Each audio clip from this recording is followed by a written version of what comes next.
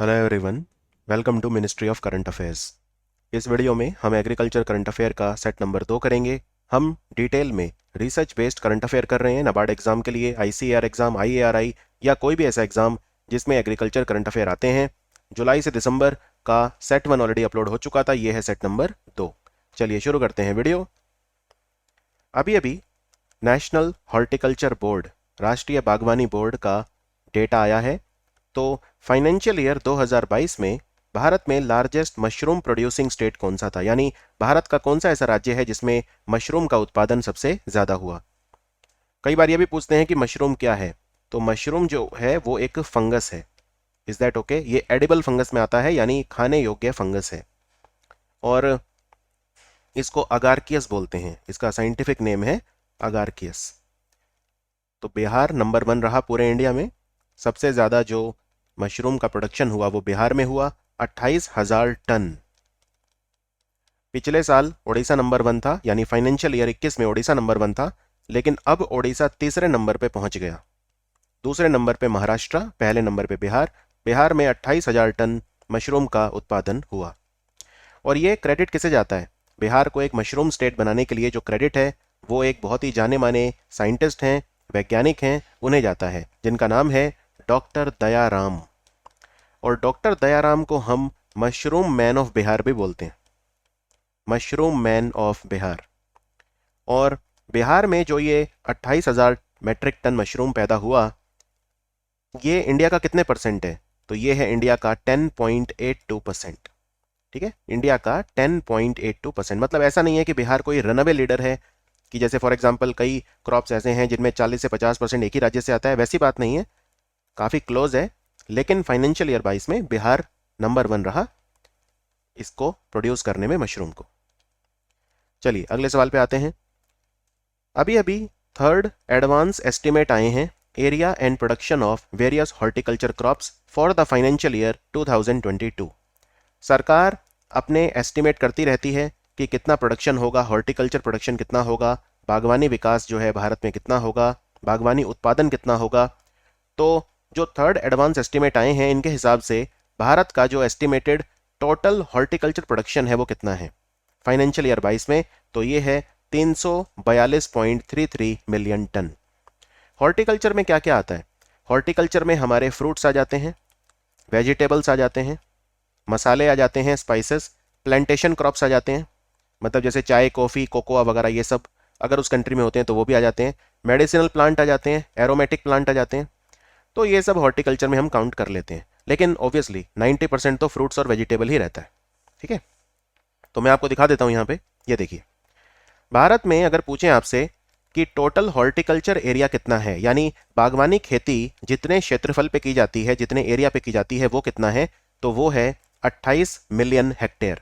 भारत में 28 million hectare जमीन के ऊपर हॉर्टिकल्चर प्रोडक्शन किया जाता है।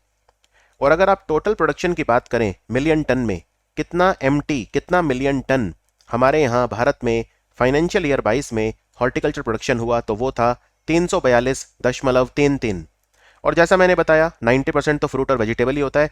अगर आप इसको ब्रेक करके देखना चाहते हैं तो जो फ्रूट्स का प्रोडक्शन है वो अप्रॉक्सीमेटली 107 मिलियन टन है, और जो वेजिटेबल का है वो 204 मिलियन टन है। तो अगर आप इनको जोड़ दें तो 342 में से 311 मिलियन टन तो फ्रूट और वेजिटेबल ही है, और बाकी फिर और चीज़ें हैं। और यहाँ पे एक चीज़ और याद रखनी है कि भारत में 3 फसलें ऐसी होती हैं जो हम मेक श्योर करते हैं कि जिनकी कमी ना हो, क्योंकि इनको मैक्सिमम फैमिलीज कंज्यूम करते हैं। ठीक है, कौन से हैं वो? एक है टोमेटो, एक है अनियन, और एक है पोटैटो, यानी टॉप। तो इसलिए सरकार इनका एस्टिमेशन भी अलग से देती है, अनियन, पोटैटो और टोमेटो का। लेकिन आपको ये याद नहीं रखना है। हाँ, आपको ये याद रखना है कि इंडिया में फ्रूट्स प्रोडक्शन में नंबर 1 कौन रहा? तो वो पिछले कई साल से आंध्र प्रदेश नंबर 1 है, काफी अंतर से। Andhra Pradesh by far is the leading fruits producer in India. Vegetable की अगर बात करें तो पिछले साल वेस्ट बंगाल था, लेकिन इस साल है उत्तर प्रदेश। तो उत्तर प्रदेश वेस्ट बंगाल को पीछे छोड़कर भारत का सबसे बड़ा वेजिटेबल प्रोड्यूसर बन गया है। ये दोनों चीजें आपको पता होनी चाहिए। यहाँ पे आपको एक बड़ी इंपॉर्टेंट बात और बता देता हूँ, क्योंकि हम हॉर्टिकल्चर की बात कर रहे हैं, तो हम एक स्कीम भारत में हमने चलाई है जिसका नाम है हॉर्टिकल्चर क्लस्टर डेवलपमेंट प्रोग्राम। यानी हमें क्लस्टर बनाने हैं। क्लस्टर होता है जब एक ही तरह के बहुत सारे जो फैक्ट्रीज हैं वो एक ही जगह पे लगते हैं। तो हमें हॉर्टिकल्चर क्लस्टर इंडिया में बनाने हैं कई चीज़ों के लिए, जिससे वहीं पे वो प्रोड्यूस हो और वहीं की वहीं हम उसे प्रोसेस कर सकें। तो हॉर्टिकल्चर क्लस्टर डेवलपमेंट प्रोग्राम में हमें कितने क्लस्टर बनाने हैं इंडिया में, क्या टारगेट है हमारा? तो हमारा टारगेट है 55 का। 55 हमें भारत में सेटअप करने हैं, टोटल 55 हॉर्टिकल्चर क्लस्टर। लेकिन अभी के लिए हम कितने करेंगे? 12। यानी जो पायलट है, पायलट मतलब किसी भी स्कीम को हम बड़े लेवल पे करने से पहले उसको छोटे लेवल पे करते हैं, जिससे वो ठीक से हम उसमें कमियां आइडेंटिफाई कर सकें। तो 55 तो हमें टोटल बनाने हैं। हमारा अगर क्वेश्चन एग्जाम में आ जाए कि हॉर्टिकल्चर क्लस्टर डेवलपमेंट प्रोग्राम में कितने क्लस्टर बनेंगे, तो 55 बनेंगे। लेकिन पायलट हम कितने में कर रहे हैं अभी के लिए? तो वो 12 में कर रहे हैं। और ये 12 कौन से हैं?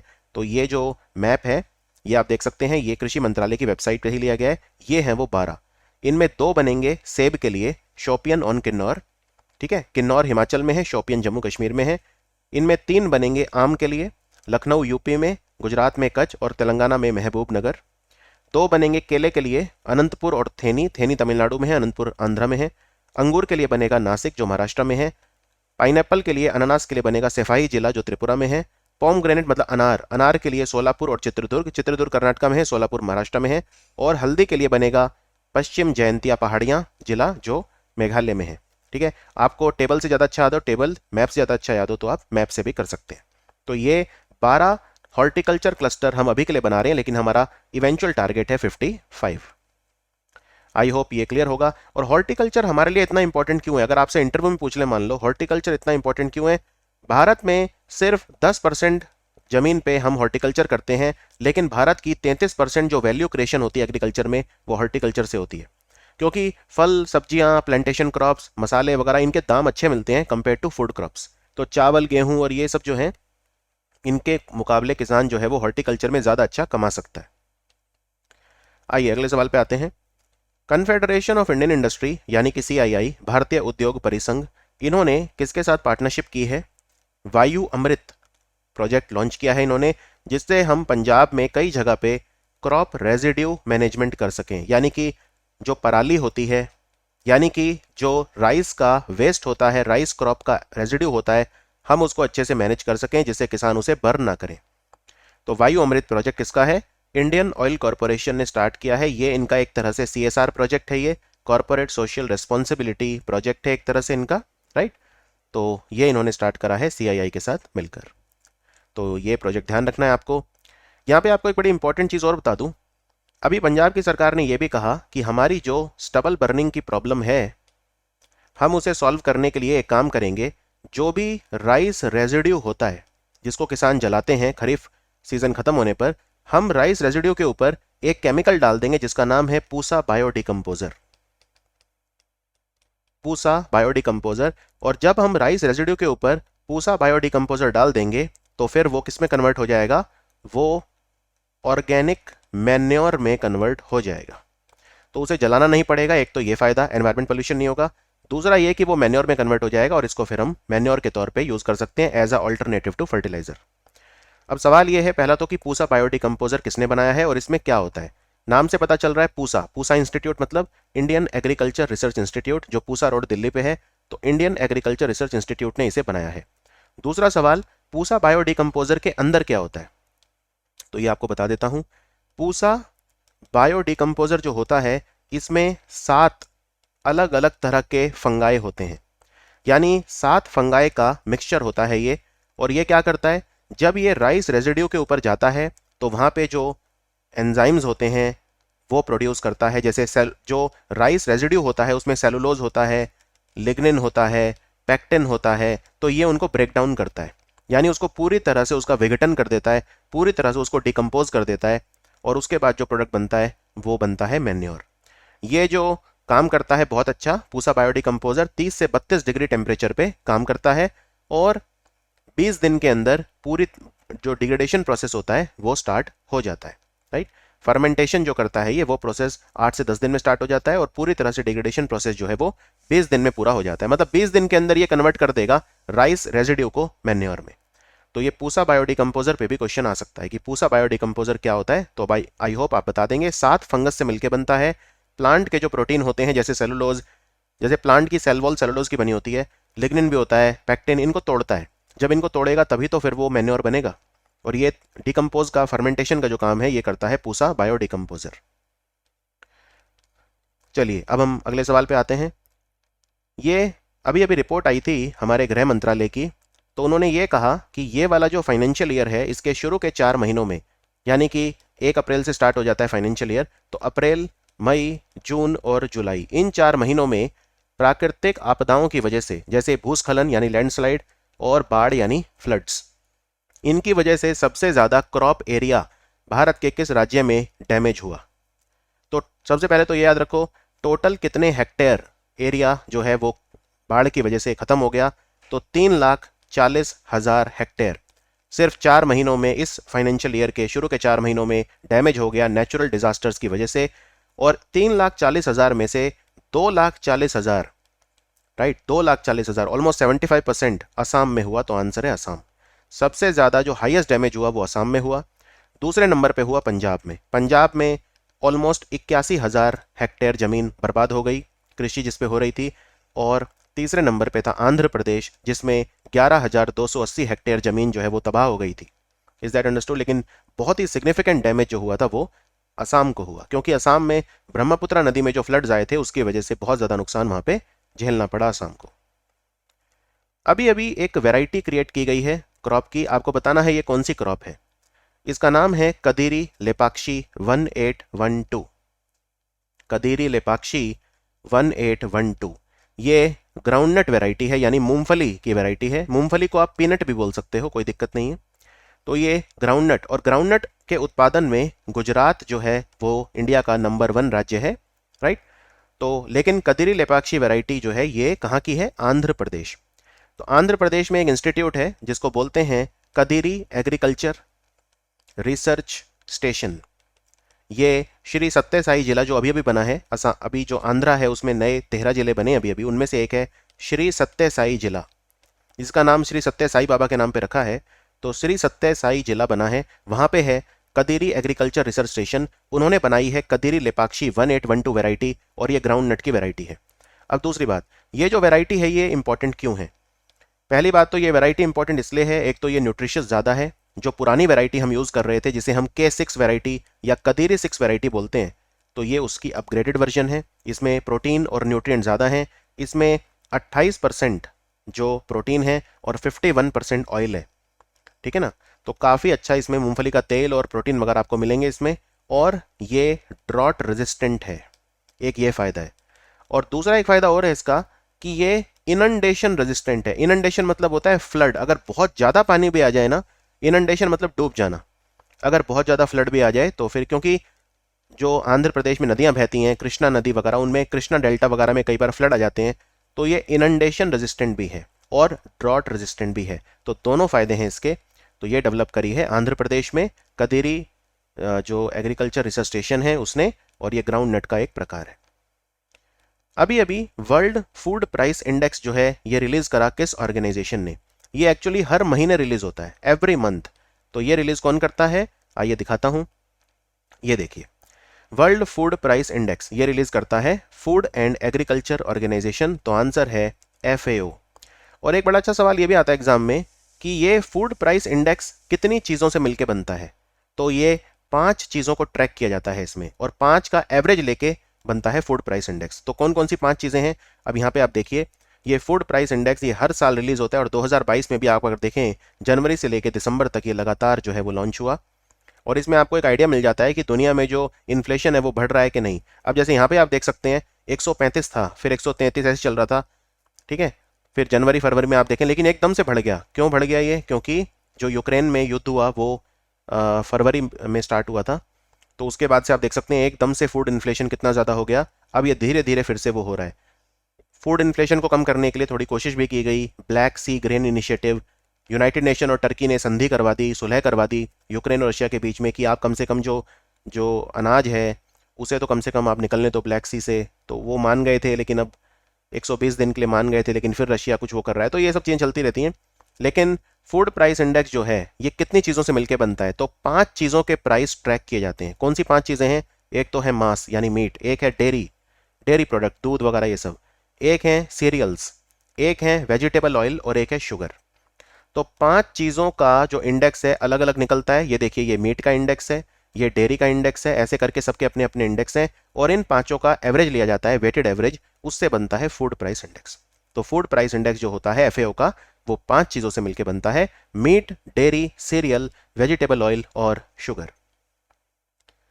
अभी अभी कौन सा शहर है जिसे फूड एंड एग्रीकल्चर ऑर्गेनाइजेशन ने और आर्बर डे फाउंडेशन ने 2021 tree city of the world declare किया है? Tree city of the world उस शहर को डिक्लेयर किया जाता है जहां पे वहां के जो सिटीजन हैं वो काफ़ी एफर्ट लेते हैं एनवायरनमेंट को बचाने के लिए, पेड़ लगाने के लिए, यानी ट्रीज को प्लांट करने के लिए, जिसको एफॉरेस्टेशन कहा जाता है। तो ये एफर्ट मुंबई के रेजिडेंट्स ने लिया। कैसे? एक तो जो आरए फॉरेस्ट है उसको इन्होंने तबाह नहीं होने दिया, ठीक है। फिर 4.5 लाख पेड़ लगाए लगभग मुंबई के जो रेजिडेंट हैं। संजय गांधी नेशनल पार्क वगैरह को बचाने में भी काफ़ी सिटीजन पार्टिसिपेशन हुआ। तो मुंबई को दिया गया tree city of the world. ये दूसरा शहर है भारत का जिसे tree city of the world declare किया गया। जो पहला शहर था वो लास्ट ईयर था, वो था हैदराबाद। तो भारत में बस 2 ही हैं tree city of the world, एक मुंबई और एक हैदराबाद। हैदराबाद पहला था, मुंबई दूसरा है। और ये tree city of the world का जो टाइटल है कौन देता है? एक तो एफएओ देता है जो रोम बेस्ड है, और एक आर्बर डे फाउंडेशन देता है जिसका हेडक्वार्टर नेब्रास्का में है। नेब्रास्का अमेरिका में है। अभी अभी कौन से मंत्रालय ने एक अभियान चलाया जिसका नाम है किसान भागीदारी प्राथमिकता हमारी? सबसे पहले तो ये जो अभियान चलाया गया ये किस बारे में था? ये था प्रधानमंत्री फसल बीमा योजना के बारे में। प्रधानमंत्री फसल बीमा योजना के बारे में लोगों को जागरूक करो, राइट। तो ये जो कैंपेन है 7 दिन तक चलाया गया था। ये मिनिस्ट्री ऑफ एग्रीकल्चर ने चलाया था, यानी किसान कल्याण और कृषि मंत्रालय ने चलाया था। इसमें फसल बीमा पाठशाला का आयोजन किया गया। फसल बीमा पाठशाला मतलब प्रधानमंत्री फसल बीमा योजना के बारे में लोगों को जागरूक करो, उन्हें बताओ, ब्लॉक लेवल पे, ग्राम पंचायत लेवल पे, गांव के लेवल पे, विलेज लेवल पे, और कम से कम 100 फार्मर हर ब्लॉक या ग्राम पंचायत में जाएंगे और लोगों को इसके बारे में बताएंगे। क्योंकि प्रधानमंत्री फसल बीमा योजना बहुत ज़्यादा सक्सेसफुल नहीं हो पाई है, तो इसके बारे में लोगों को बताया जाएगा। और प्रधानमंत्री फसल बीमा योजना को अच्छे से लागू करने के लिए 2 कमेटी बनी है और दोनों के चेयरमैन बने हैं मिस्टर CS मूर्ति। तो किसान भागीदारी प्राथमिकता हमारी, ये अभियान 7 दिन तक चला था और इसे मिनिस्ट्री ऑफ एग्रीकल्चर ने चलाया था। अभी अभी एक चावल को उगाने की नई टेक्निक आई है जिसका नाम है सिस्टम ऑफ राइस इंटेंसिफिकेशन। ये अभी अभी काफी न्यूज में रही क्योंकि भारत के बहुत सारे राज्य, आंध्र प्रदेश, पंजाब और बहुत सारे राज्यों में इसे अपनाया जा रहा है। बहुत सारे इंडियन स्टेट इसे प्रैक्टिस कर रहे हैं। अब ये सबसे पहली बार किस कंट्री में डेवलप हुई थी, यानी ये कौन से कंट्री ने डेवलप की थी ये टेक्निक, और फिर इसे दुनिया के बहुत सारे कंट्रीज ने अपना लिया। तो ये जो डेवलप की थी मादागास्कर ने की थी, तो आंसर है मादागास्कर। ये बात है अर्ली 1990s की। और ये क्या होता है ये बताता हूं। सिस्टम ऑफ राइस इंटेंसिफिकेशन क्या होता है? देखो, आप अगर कभी चावल को देखोगे, ये मान लो चावल है, ये चावल उगा रखा है मैंने अपने खेत में। तो लोग क्या करते हैं, चावल को पहले बिल्कुल पानी में एकदम डुबा के रखते हैं काफ़ी टाइम। प्रॉब्लम यह है, चावल में पानी बहुत ज़्यादा लगता है, वाटर गजलिंग क्रॉप है। 15,000 लीटर पानी लगता है रफली 1 किलो चावल को ग्रो करने में इंडिया में। ये मिनिस्ट्री ऑफ एग्रीकल्चर के फिगर हैं। 15 से 20,000 लीटर पानी चावल को ग्रो करने में लगता है, 1 किलो को ग्रो करने में। इतना ज़्यादा पानी कंज्यूम करता है चावल। तो ये जो सिस्टम ऑफ राइस इंटेंसिफिकेशन है इसमें पानी कम लगता है, ठीक है। अगर ढंग से किया जाए तो सिर्फ 600 लीटर पानी में ही आप 1 केजी चावल उगा सकते हो। तो देखिए कितना पानी बचेगा, राइट। कितना ज़्यादा जो है वो पानी बचेगा। 15,000 लीटर आपको नहीं चाहिए, आपको सिर्फ 600 लीटर चाहिए इस टेक्निक में। तो ये जो टेक्निक है काफ़ी टेक्नोलॉजिकली इंटेंसिव टेक्निक है। और इसमें क्या करते हैं हम इस टेक्निक के अंदर, ये कैसे काम करती है ये टेक्निक, उसके बारे में आपको थोड़ा सा मैं आइडिया दे देता हूँ। एक तो इसमें ना सीड भी कम यूज़ होते हैं। इसमें सिर्फ 1 एकड़ में 2 केजी सीड यूज़ होते हैं चावल के। जो कन्वेंशनल टेक्निक्स हैं उनमें 20 किलो तक सीड्स यूज़ हो सकते हैं 1 एकड़ में। जो कन्वेंशनल हम चावल उगाते हैं उसमें 20 किलो तक, लेकिन इसमें सिर्फ 2 किलो सीड यूज़ होते हैं, राइट। 1 एकड़ मतलब 0.4 हेक्टेयर। तो जो भी आप कंफर्टेबल हो उसमें देख सकते हैं। आप एकड़ में कंफर्टेबल है तो एकड़, 1 एकड़, और अगर हेक्टेयर में तो 0.4 हेक्टेयर। तो इसमें हम स्पेसिंग करके चावल को उगाते हैं। 25 बाय 25 सेंटीमीटर की स्पेसिंग इसमें होती है स्क्वायर पैटर्न में। और जो कन्वेंशनल मेथड होता है उसमें 15 बाय 10 सेंटीमीटर की स्पेसिंग होती है, राइट। इसका बस एक नुकसान है सिस्टम ऑफ राइस इंटेंसिफिकेशन का कि इसमें जमीन ज़्यादा लगती है। आप देख सकते हैं 25 बाय 25 की स्पेसिंग करनी पड़ती है, कन्वेंशनल में 15 बाय 10। तो आप जो है इसमें नंबर ऑफ प्लांट्स जो पर एकड़ ग्रो कर पाएंगे वो मैक्सिमम 64,000 है। लेकिन जो कन्वेंशनल मेथड है उसमें आप 1 एकड़ के ऊपर 7,92,000 प्लांट्स ग्रो कर सकते हैं चावल के। तो बस ये थोड़ा सा नुकसान है, जमीन ज़्यादा लगती है इसमें लेकिन पानी कम लगता है। तो सिस्टम ऑफ राइस इंटेंसिफिकेशन जो है आजकल काफ़ी ज़्यादा फार्मर जो है वो प्रैक्टिस कर रहे हैं और ये काफ़ी पॉपुलर जो है वो इंडिया में हो रही है। इसमें उतना पानी नहीं लगता क्योंकि इसमें लगातार पानी में डुबो के नहीं रखना पड़ता, इंटरमिटेंट इरिगेशन जो है वो इसमें किया जाता है। चलिए आगे बढ़ते हैं। अब अभी अभी ministry of new and renewable energy ने पीएम कुसुम योजना को लेकर एक एडवाइजरी जारी करी थी। आपको बताना है पीएम कुसुम योजना किस चीज़ से रिलेटेड है। बहुत ही इंपॉर्टेंट क्वेश्चन है ये, पीएम कुसुम योजना। तो पीएम कुसुम योजना 2019 में शुरू की गई थी और ये कौन से मंत्रालय ने शुरू करी थी? ये शुरू करी थी नवीन और नवीकरणीय ऊर्जा मंत्रालय यानी कि ministry of new and renewable energy. तो ये सोलर पंप से रिलेटेड है। हम ये चाहते हैं कि भारत में जो किसान हैं, हर किसान के पास एक खेत पे मोटर लगी होती है, उसके फार्म हाउस पे मोटर लगी होती है, राइट, जिससे वो पानी जमीन से निकालता है या जो पानी सरकार उसे दे रही है उसको वो स्प्रे करता है, इरिगेशन करता है। तो ये जो पंप होते हैं, मोटर पंप जो होते हैं, ये सोलर पावर से चलें, यानी सोलर पंप उसमें किसान लगाए, राइट। तो अब इसमें हम धीरे धीरे इसको बिल्ड करेंगे कुसुम योजना को। इसमें क्या क्या चीज़ें आपको याद रखनी है। सबसे पहला, कब लॉन्च हुई थी? तो ये लॉन्च हुई थी 2019 में। और इसका टारगेट क्या है? तो इसका टारगेट 31 दिसंबर 2022 तक का है। आज जब मैं ये वीडियो बना रहा हूं तो 16 दिसंबर हो चुका है, विजय दिवस है आज। 1971 का युद्ध हमने आज जीता था, काफी ऐतिहासिक दिन है। तो 31 दिसंबर 2022 तक क्या टारगेट है हमारा? हमारा टारगेट ये है कि हमें 30.8 गीगावाट सोलर कैपेसिटी डेवलप करनी है हमारे खेतों में। 30.8 गीगावाट ऑफ सोलर कैपेसिटी। और यानी कि जो हम एग्रीकल्चर जो पंप लगाएंगे उनकी जो कैपेसिटी जो हमें डेवलप करनी है उसके लिए वो है 30.8 गीगावाट। टोटल हमें कितने पंप लगाने हैं सोलर पंप 31 दिसंबर 2022 तक? 35 लाख।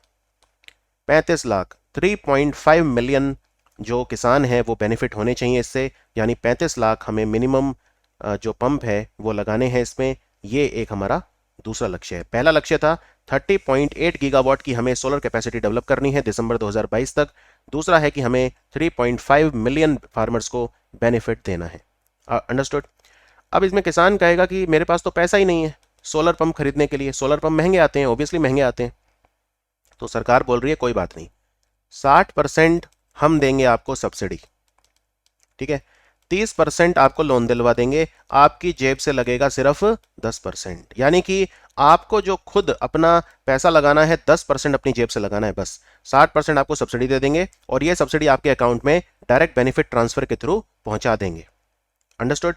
30% आपको लोन दिलवा देंगे, आप आराम से भरते रहना, सस्ता लोन दिलवा देंगे, सिर्फ 10% आपको अपनी जेब से लगाना है। तो ये काफी सक्सेसफुल स्कीम है पीएम कुसुम योजना। अंडरस्टूड? और ये जो सोलर पंप लगते हैं इनकी कैपेसिटी कितनी होती है? इनकी कैपेसिटी होती है 7.5 हॉर्स पावर, 7.5 हॉर्स पावर इसकी कैपेसिटी होती है। आगे बढ़ते हैं। अभी अभी भारत का कौन सा इंस्टीट्यूट है या संस्थान है या संगठन है जिसने एक प्राइवेट कंपनी है एस फार्म्स इंडिया, इसके साथ मिलकर फार्म लैंड प्राइस इंडेक्स जारी करा है। देखो, भारत में कोई भी ऐसा इंडेक्स नहीं है जो आपको कंपेयर करे कि भारत के विभिन्न राज्यों में जो खेती की जमीन है उसके प्राइस कम हो रहे हैं, ज्यादा हो रहे हैं, और आपस में स्टेट्स को कंपेयर कर सके। तो ये इंडेक्स वही करेगा जो एग्रीकल्चर फार्म प्राइसेस हैं वो कैसे कम ज्यादा हो रहे हैं उसको, और आपस में कंपेयर एंड कॉन्ट्रास्ट भी करेगा डिफरेंट स्टेट्स के। तो ये आईआईएम अहमदाबाद ने शुरू करा है एस फार्म्स इंडिया के साथ मिलकर, और इस इंडेक्स को आई साल्पी कहा जाएगा। आई साल्पी मतलब आईआईएम अहमदाबाद एस फार्म्स, इसकी एक फुल फॉर्म है ऐसे, IIM Ahmedabad S farms India land price index. LPI मतलब लैंड प्राइस इंडेक्स, आई से आईएम अहमदाबाद, और एस ए मतलब एस फार्म्स इंडिया। तो आई साल्पी इंडेक्स इसे कहा जाएगा। तो ये आईएम अहमदाबाद ने शुरू करा है। अभी अभी national conference of state agriculture and horticulture minister हुई भारत में। वो कहाँ हुई? यानी भारत में जितने भी राज्य हैं सबके कृषि मंत्री मिले और सबके जो मतलब हॉर्टिकल्चर मिनिस्टर हैं वो मिले। तो ये कॉन्फ्रेंस कहाँ पे हुई थी? एनुअल कॉन्फ्रेंस थी ये। तो याद रखिए ये जो कॉन्फ्रेंस हुई थी बेंगलोर में हुई थी, तो आंसर है बेंगलोर। बस इसमें इतना ध्यान रखना है लोकेशन, और इसमें कुछ नहीं है ज़्यादा। आगे बढ़ते हैं। अभी अभी कौन से राज्य की सरकार है जिसने यूनाइटेड नेशंस डेवलपमेंट प्रोग्राम के साथ मिलकर एक डिकरा पार्टनरशिप करी है? डिकरा मतलब डेटा इन क्लाइमेट रेजिलिएंट एग्रीकल्चर। काफ़ी अच्छा सवाल है ये। देखो, एग्रीकल्चर के अंदर हमें एनालिटिक्स लेकर आने हैं, तो कोई ऐसी ऑर्गेनाइजेशन होनी चाहिए। ये तेलंगाना सरकार ने शुरू करी है यूएनडीपी के साथ मिलकर, United Nations Development Programme India के साथ मिलकर। इसमें वो उन्हें एग्रीकल्चर के रिलेटेड बहुत सारा डेटा समय समय पर देते रहेंगे, जैसे तेलंगाना के किस जगह पे कौन सी फसल है जो उगानी चाहिए, और इस तरह का जो सारा डेटा है वो इन्हें मिलता रहेगा समय समय पे। तो उसका इस्तेमाल करके तेलंगाना जो है inform decision, policy making decision भी ले पाएगा, और अपने यहाँ के जो उनके किसान हैं उनको भी बता पाएगा कि उन्हें कहाँ क्या ग्रो करना है, कहाँ पे कैसी मिट्टी है, ये सारी जो चीज़ें होती हैं ये वो बता पाएगा तेलंगाना। तो तेलंगाना सरकार ने डिकरा पार्टनरशिप यूएनडीपी के साथ मिलकर की है। अभी अभी भारत का कौन सा इंस्टीट्यूट है, आईआईटी है, जिसने निर्माण नाम का एक्सेलरेटर प्रोग्राम स्टार्ट किया है? निर्माण नाम का, जिससे हेल्थ केयर और एग्रीकल्चर के अंदर जो स्टार्टअप्स हैं उनकी हेल्प हो सके। इतना ही नहीं, जो बेस्ट परफॉर्मिंग स्टार्टअप्स होंगे उन्हें ये 1 मिलियन रुपीज़ यानी 10 लाख रुपए का कैश अवार्ड भी ग्रांट के रूप में देगा। बाकी मेंटरशिप मिलेगी, नॉलेज मिलेगी, ये सब मिलेगी। तो ये निर्माण नाम का जो ये है, ये किसने शुरू किया है भारत में? ये आईआईटी कानपुर ने लॉन्च किया है निर्माण एक्सेलरेटर प्रोग्राम। अभी अभी 11वां एग्रीकल्चर सेंसस स्टार्ट हो गया है। आया नहीं है, स्टार्ट हो गया है। स्टार्ट हो गया मतलब सेंसस को करना स्टार्ट कर दिया है मिनिस्ट्री ऑफ एग्रीकल्चर ने। तो एग्रीकल्चर सेंसस जो होता है ये कितने साल में एक बार आता है? ये जो है याद रखिए 5 साल में एक बार आता है। तो इस पे क्या क्या क्वेश्चन आ सकते हैं?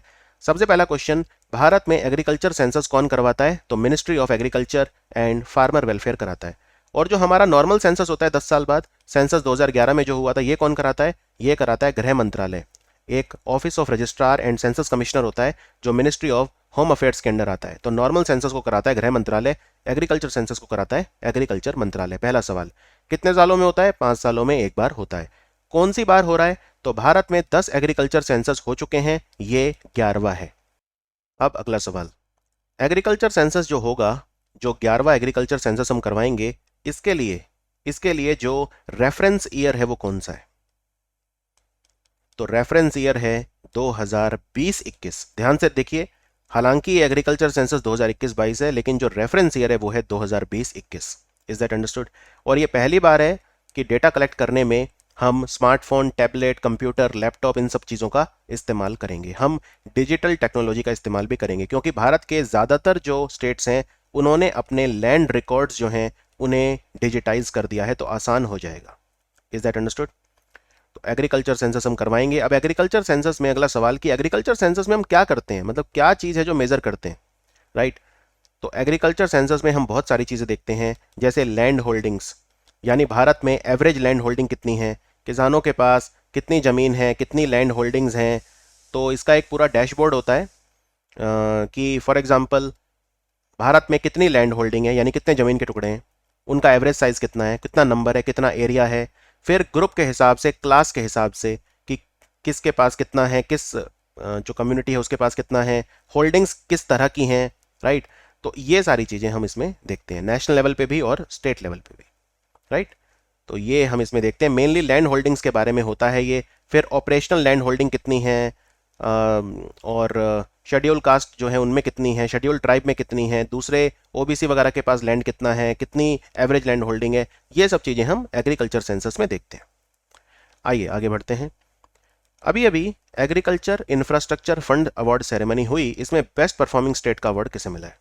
वेरी नाइस क्वेश्चन, क्योंकि इसके लिए पहले आपको यह पता होना चाहिए कि एग्रीकल्चर इंफ्रास्ट्रक्चर फंड क्या होता है।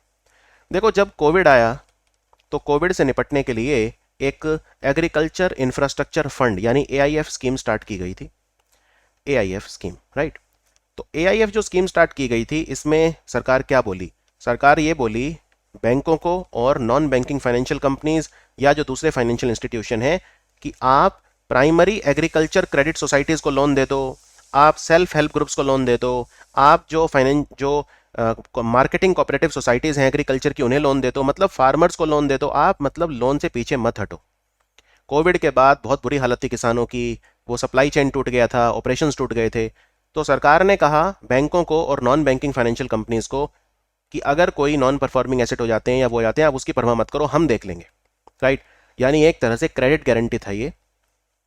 तो इसमें कितना अमाउंट रखा गया, तो याद रखिए, पहले तो मैं आपको इसका आंसर बता दूं, मध्य प्रदेश आंसर है।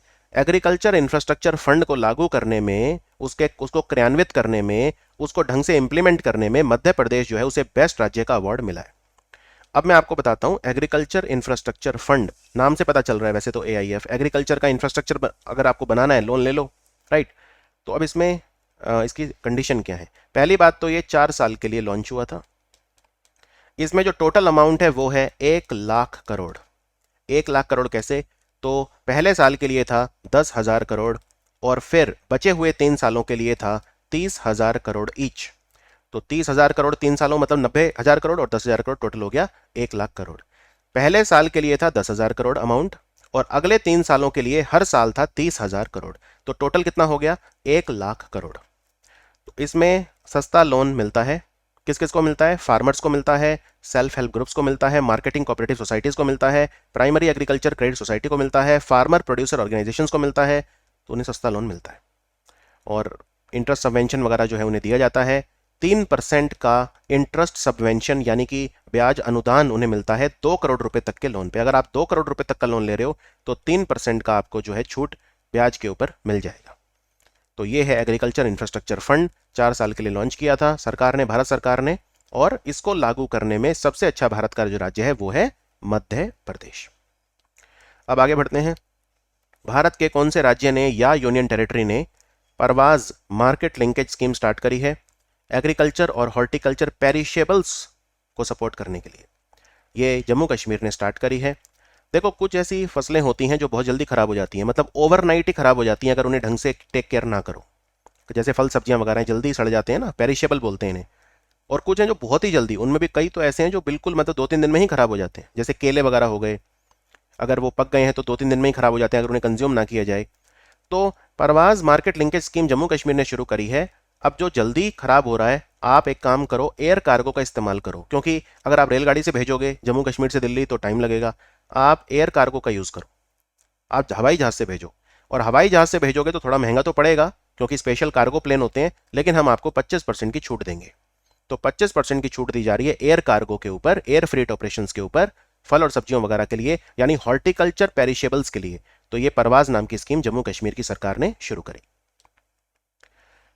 नाबार्ड का नया चेयरमैन कौन बना है, ये डायरेक्ट क्वेश्चन है, इसमें कुछ समझाने वाला है नहीं। शाजी केवी बने हैं नाबार्ड के चेयरमैन, शाजी केवी।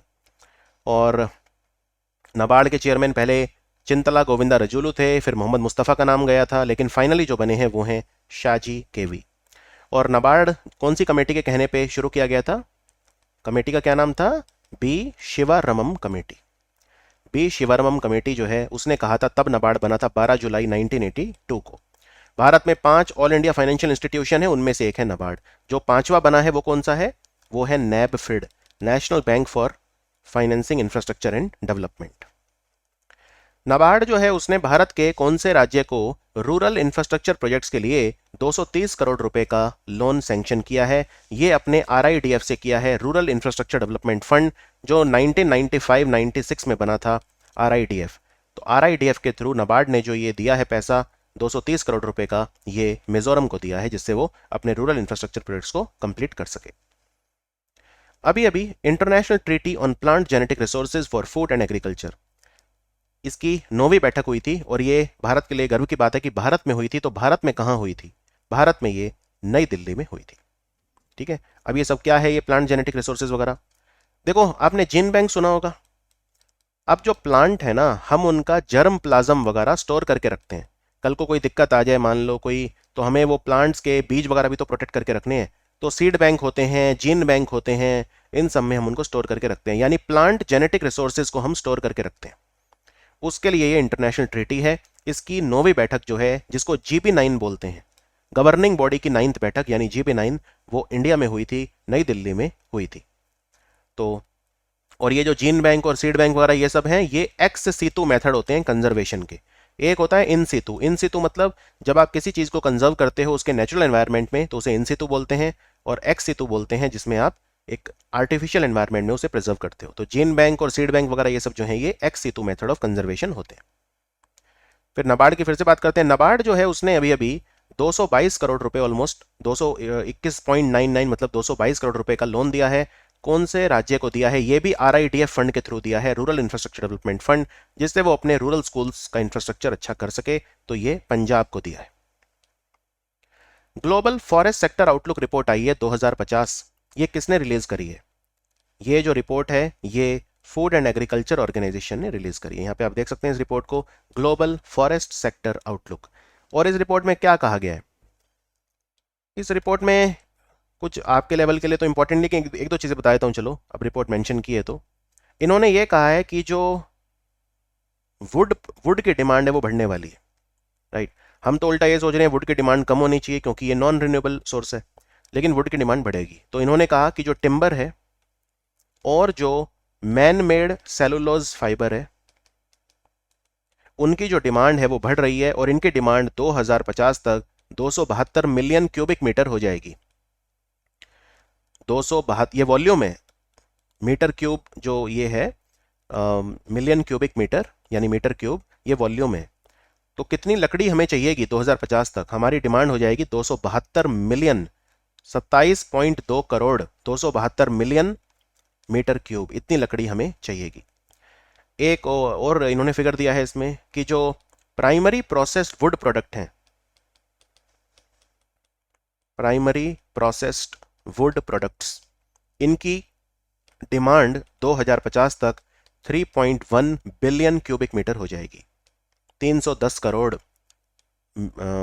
310 करोड़ बिलियन, यानी कि 310 करोड़ मतलब 3.1 बिलियन मीटर क्यूब हो जाएगी प्राइमरी प्रोसेस वुड प्रोडक्ट्स की। तो इन्होंने यही कहा कि ऐसा मत समझो कि वुड की डिमांड कम हो रही है, वुड की डिमांड तो बढ़ रही है। और फ्यूल वुड वगैरह के भी फिगर दिए, लेकिन वो फिगर वगैरह आपके लिए इंपॉर्टेंट नहीं है। मेन तो ये है कि इस रिपोर्ट में किस बारे में बात की गई थी। अभी अभी भारत का कौन सा संगठन है जो किसान क्रेडिट कार्ड को डिजिटलाइज करना चाहता है, और इसके लिए 2 राज्यों में पायलट प्रोजेक्ट स्टार्ट किया है? ठीक है, पायलट प्रोजेक्ट अगेन पहले 2 ही राज्यों में किया है, पूरे इंडिया में नहीं किया। मध्य प्रदेश में किया है और तमिलनाडु में किया है। तो किसान क्रेडिट कार्ड को डिजिटल कौन बनाना चाहता है? Reserve bank of India. किसान क्रेडिट कार्ड क्या होता है? किसान क्रेडिट कार्ड स्कीम 1998 में इंडिया में आई थी। पहले तो सिर्फ किसानों के लिए थी, इसके लिए इसका नाम किसान क्रेडिट कार्ड था। लेकिन अब जो एलाइड एक्टिविटी वगैरह में है या एनिमल हस्बेंड्री, फिशरी सेक्टर में है, वो सब भी लोन ले सकते हैं। ठीक है, किससे लोन ले सकते हैं? किसान क्रेडिट कार्ड आपको मिल जाएगा, उसको लेके आप लोन ले सकते हो। 3 लाख रुपए तक का शॉर्ट टर्म जो लोन होता है वो आप ले सकते हो, और 3 लाख में से 1.6 लाख तक का जो लोन है वो कोलेट्रल फ्री होगा, उसमें गारंटी फ्री होगा, कुछ बदले में रखवाने की जरूरत नहीं है बैंक में। 3 लाख में से 1.6 लाख तक का गारंटी फ्री होगा। आपको साथ में एक ATM enabled RuPay debit card दिया जाता है, यानी कि किसान क्रेडिट कार्ड जो होता है वो दिया जाता है, और आप इसमें 3 लाख तक का लोन ले सकते हो। आपको सिर्फ 7% पे लोन मिल जाता है। फिर इसमें कुछ वो सब भी होता है कि अगर आप टाइम पे चुकाओ तो और पैसा कम लगेगा, ब्याज और कम लगेगा, लेकिन बाय डिफ़ॉल्ट 7% पे बहुत ही कम दाम में किसानों को मिलता है। और किसान क्रेडिट कार्ड को अब डिजिटल बनाने की सरकार कोशिश कर रही है, और ये प्रोजेक्ट मध्य प्रदेश और तमिलनाडु में स्टार्ट किया गया है। Is that understood? ये हमारा था एग्रीकल्चर करंट अफेयर का सेट 2। अगर आप मुझसे डेली करंट अफेयर पढ़ना चाहते हैं या weekly current affair, daily weekly banking awareness वगैरह, तो इस QR कोड को स्कैन कर सकते हैं। इस वीडियो का PDF मेरे टेलीग्राम ग्रुप में अवेलेबल होगा। आप सर्च करिए डॉक्टर गौरव गर्ग ऑफिशियल के नाम से। जिस ग्रुप में 1 लाख से ज़्यादा मेंबर हैं वही मेरा है। बहुत सारे फेक ग्रुप हैं, उनको छोड़ दीजिए। लिंक मैंने टेलीग्राम का हमारे जो चैनल की डिस्क्रिप्शन है उसमें भी डलवा दिया है, वहां से भी आप जाके हमारे टेलीग्राम ग्रुप तक पहुंच सकते हैं। ये वीडियो आपको कैसा लगा आप जरूर कमेंट्स में लिख के बताइए। और हर बार की तरह अगर आपने ये वीडियो अच्छे से देखा है तो मैं आपसे कुछ सवाल पूछना चाहता हूं, उसका जवाब आप मुझे देंगे, ठीक है? चलो ये बताओ कि जो भारत है वहां पे मशरूम प्रोडक्शन में नंबर 1 राज्य कौन सा है? ठीक है, पहला क्वेश्चन मेरा ये है। दूसरा क्वेश्चन ये है कि इंडियन ऑयल कॉरपोरेशन ने पंजाब में क्रॉप रेजिड्यू मैनेजमेंट के लिए जो प्रोजेक्ट स्टार्ट किया है उसका नाम क्या है? ये मेरा दूसरा क्वेश्चन है। तीसरा क्वेश्चन ये है कि जो वर्ल्ड फूड प्राइस इंडेक्स होता है वो कौन सा ऑर्गेनाइजेशन रिलीज करता है हर महीने। और एक क्वेश्चन चलो और पूछ लेता हूं, भारत का पहला tree city of the world का दर्जा किस सिटी को मिला था। ये आई होप ये आप क्वेश्चन आंसर कर पाएंगे। बहुत जल्दी मिलते हैं सेट नंबर 3 में। ये है research based current affair for NABARD, ICR, UPSC and other exam. Thank you for watching ministry of current affairs.